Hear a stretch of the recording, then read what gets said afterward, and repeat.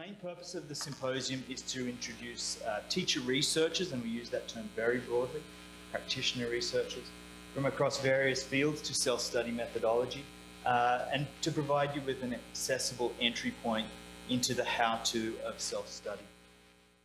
Robert Below and Stephanie Pinniger described several years ago self-study as a mongrel, meaning that it was a mix of a host of various methodologies that people draw from, are inspired by, or use to guide their work in self-study research. Very briefly, self-study is an interpretive methodology drawing from, among others, the main sources: autoethnographic, narrative, and action research traditions. We'd like to think, though, that self-study becomes the whole that's greater than the sum of the parts of those different methodological traditions. The way that I like to distinguish it, and others may think differently about this, action research has an explicit focus on the practice that the person's engaged with, but at the same time there is not necessarily a focus on the self, the person that is conducting that practice, or those practices, while autoethnography has an explicit focus on the person, the self, conducting something, investigating some phenomenon, but there's not necessarily a focus on practice. Self-studies, though, bring those two things together. There is, at all times, an explicit focus on the self in practice.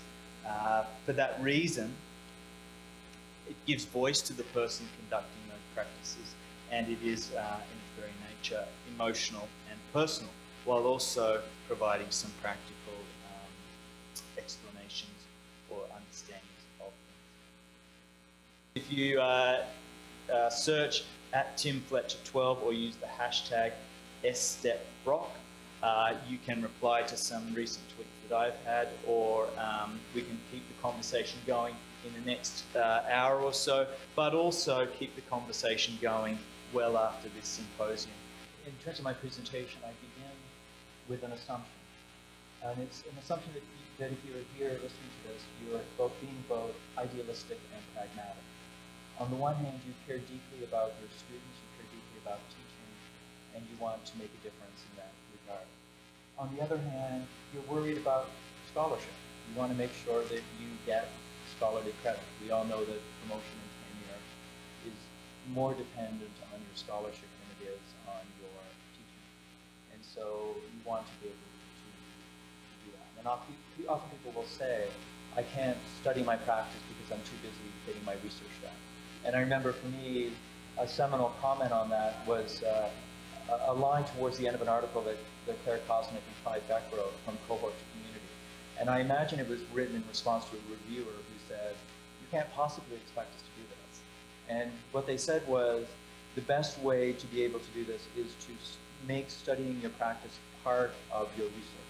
When I discovered self-study, I discovered a community of teacher educators who shared my interest in understanding the complexity of teacher education within its practice settings. As importantly, they understood and were committed to developing a community among teacher educators, so not navel-gazing.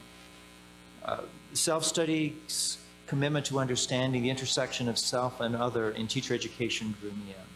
Its inclusiveness and openness to a range of methodologies made me feel welcome as a narrative researcher, receptive to blending other methods.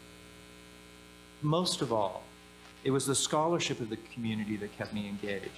They demonstrated that the study of our practices could count as scholarship, that scholarship did not have to come at the expense of instruction, and that the scholarship and teaching could enrich each other. So thinking about that, I then turned to possibilities and raise 6 possibilities. One is ethical review for permission to study your practice. In order to not just navel gaze, it helps to have data. To have data in a university generally requires consent. If you're going to use student data, work by students, comments from students, you need permission from the students, and that needs to be acknowledged through an ethical review process at the university that you work in. You can use your own journals that don't identify people, but if you want to go beyond just saying, I think this, I felt that, you need to have other data as well. I think it's good if you were thinking about starting self-study, you have to start somewhere. One way is to start by studying a practice, to ask a question, to say, why don't I study a lesson? For one lesson, I'm going to try something a little bit different. And then how will that go? Or I'm going to focus on one particular aspect of practice. You can also start by studying your identity. There's a lot of self-studies by teacher educators who are new. And it's still fresh to them, although there's been ones now for 10 years in the journal. New teacher educator discovers what it's like to teach in the university, or discovers what it's like to shift from being a classroom teacher to being a teacher educator.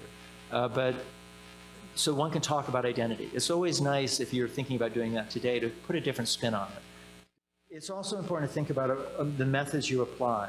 One of the things that I like about self-study, and Tim alluded to this already, is its flexibility in borrowing and mixing methods, that it is a mongrel approach. The last thing I would challenge people to think about, because the title is Self-Study of Teaching and Teacher Education Practices, is most of you are not teacher educators. You're in other parts of the university or college setting. So the method doesn't need to be exclusive to teaching teachers. So I sort of throw out the idea of a self-study of higher education practices, that there's no reason that these methods could not be used in other areas, either a particular field or more generally asking questions about how do we teach students in a university setting.